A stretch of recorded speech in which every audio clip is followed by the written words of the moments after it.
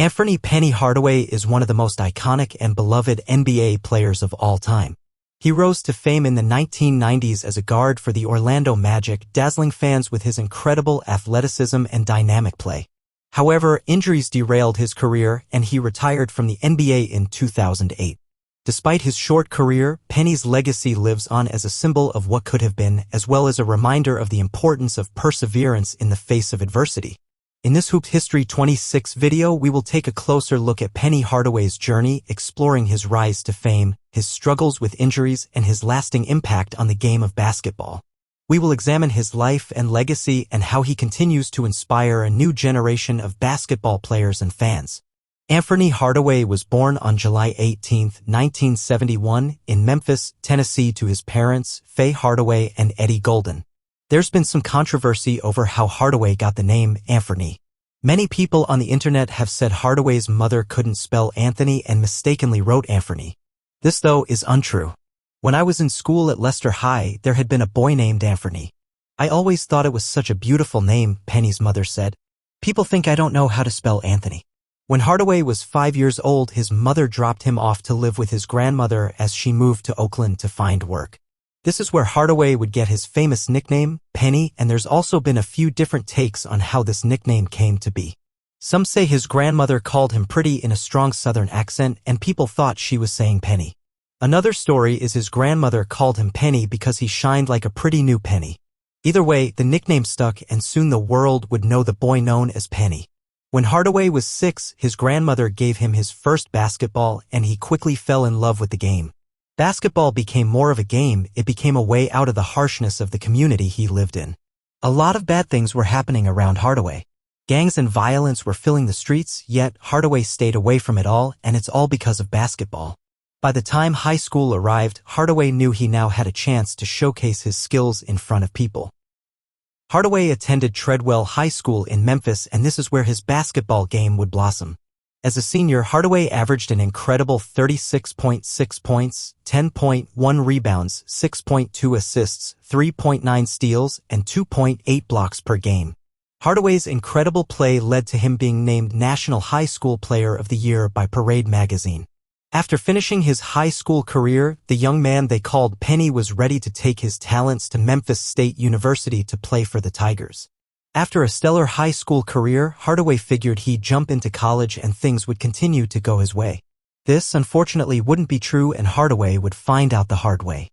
First, Hardaway had to sit out his freshman year at Memphis because his grades were so low he became academically ineligible to play according to the Proposition 48 regulation.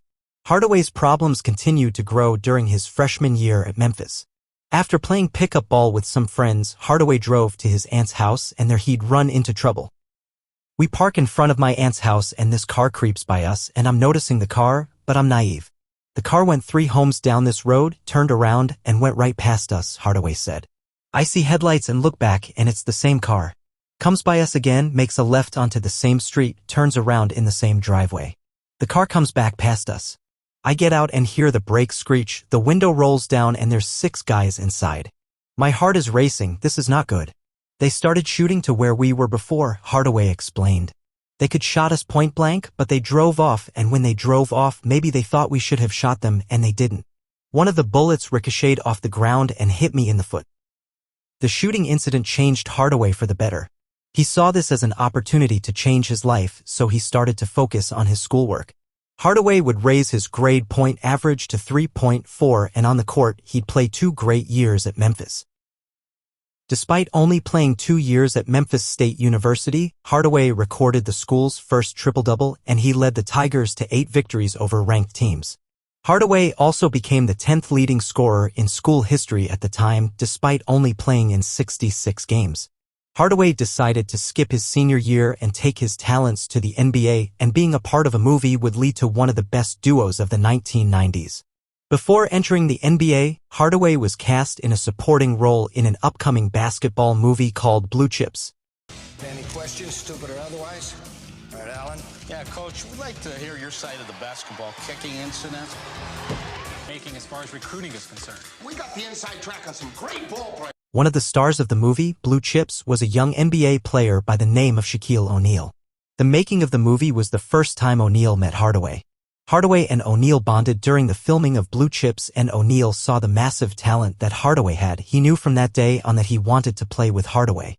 In the 1993 to 1994 NBA draft, Hardaway was selected by the Golden State Warriors with the 3rd pick. The Orlando Magic held the 1st pick in the draft, and they selected college star Chris Webber. Hardaway placed the Warriors hat on his head, but he'd only wear it for a few minutes as the Magic traded the rights to Webber for Hardaway. The Magic made the trade to get Hardaway after O'Neal pushed the front office to select his movie co-star. From here, the Shaq and Penny duo was ready to take the league by storm. As a rookie, Hardaway averaged 16 points, 5.4 rebounds, 6.6 assists, and 2.3 steals per game. He was named to the All-Rookie team, and he helped the Magic win 9 more games than the previous season. Hardaway's play also helped the Magic reach the playoffs for the first time in franchise history. The young Magic would fall to the Reggie Miller-led Indiana Pacers 3-0 in the first round. The Magic would bounce back from their playoff loss to the Pacers with a vengeance. Hardaway raised his game once again, averaging 20.9 points, 4.4 rebounds, 7.2 assists, and 1.7 steals per game. The Magic would win 57 games that year, giving them the best record in the Eastern Conference. By the time the playoffs arrived, Hardaway and the Magic wanted to show they were a better and more experienced team from last year. The Magic faced off against the Boston Celtics in the first round, and they won the series 3-1. The real test to their championship dreams would occur in the semifinals, where they'd go up against Michael Jordan and the Chicago Bulls. When Hardaway's Magic played Jordan's Bulls in the 1995 NBA playoffs, Hardaway's team had the edge. First, the Magic held the home court advantage over the Bulls, and more importantly, Jordan was still rusty coming out of retirement.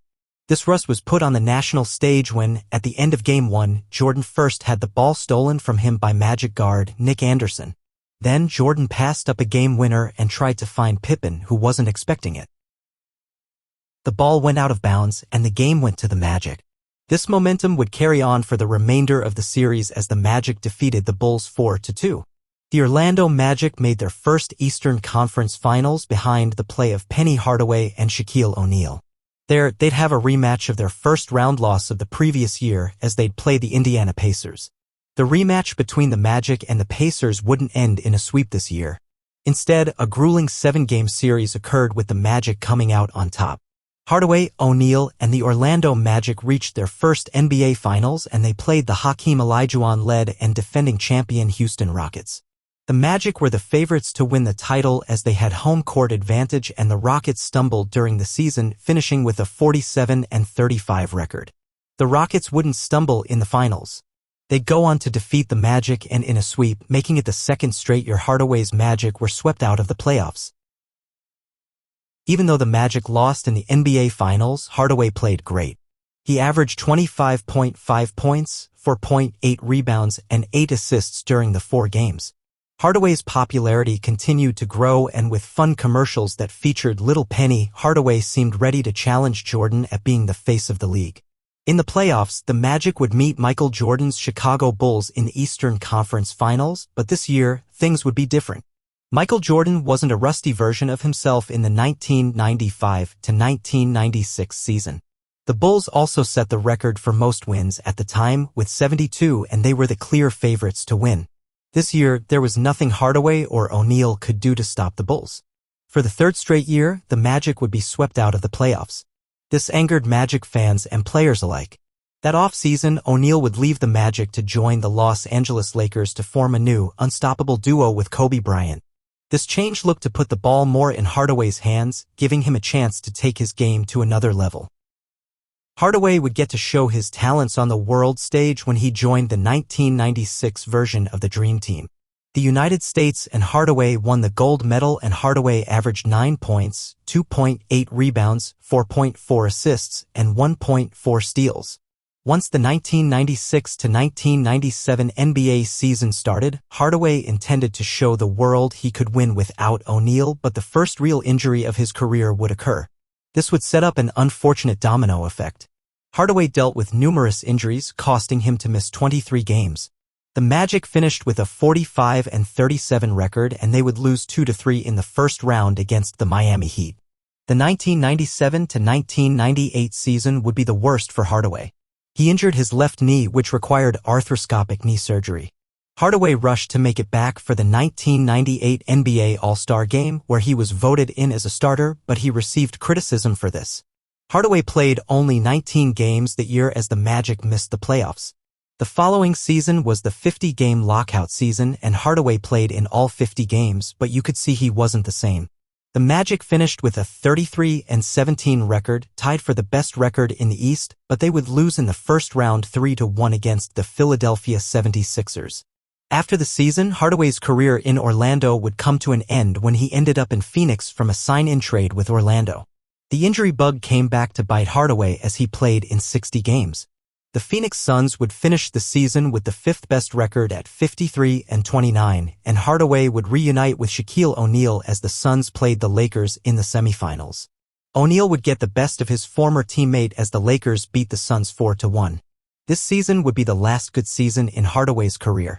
Hardaway would suffer more injuries, causing him to have 2 microfracture surgeries on his left knee, causing him to only play in 4 games. Hardaway would play 8 more seasons in the league for the Suns, the New York Knicks, and the Miami Heat. In those 8 years, Hardaway's teams only made the playoffs in 2 of those seasons, both times losing in the first round. Hardaway would retire from the NBA after the 2007-2008 season, ending a playing career that should have been much brighter. Penny Hardaway loved the game of basketball. It saved his life, it was in his DNA. He always wanted to get back into the game in some way after retiring. He got his first shot in 2011 when he became the coach of his former middle school, Leicester Middle School. While coaching at Leicester Middle School, Hardaway made it his goal to ensure his players would succeed as students by instituting a mandatory tutoring program. Hardaway helped his students off the court, and he helped them on by leading his team to 3 state championships. Next up on Hardaway's post-playing career list, college coach. Now, Hardaway had to wait until 2018 to get his first coaching job in college, but it would be worth the wait. Hardaway replaced head coach Tubby Smith to coach his former school, the Memphis Tigers, of what's now known as the University of Memphis. In his first season as head coach of the University of Memphis, Hardaway led the Tigers to the NIT. He also recruited some top prospects, including James Wiseman. Since Hardaway has taken over as head coach for the University of Memphis, he's currently recorded a 110-52 record, the 2021 NIT championship, and he led the Tigers back to the NCAA tournament for the first time since 2014. It's safe to say Penny Hardaway has rebounded beautifully in the game of basketball as a head coach since his playing career ended on a sour note.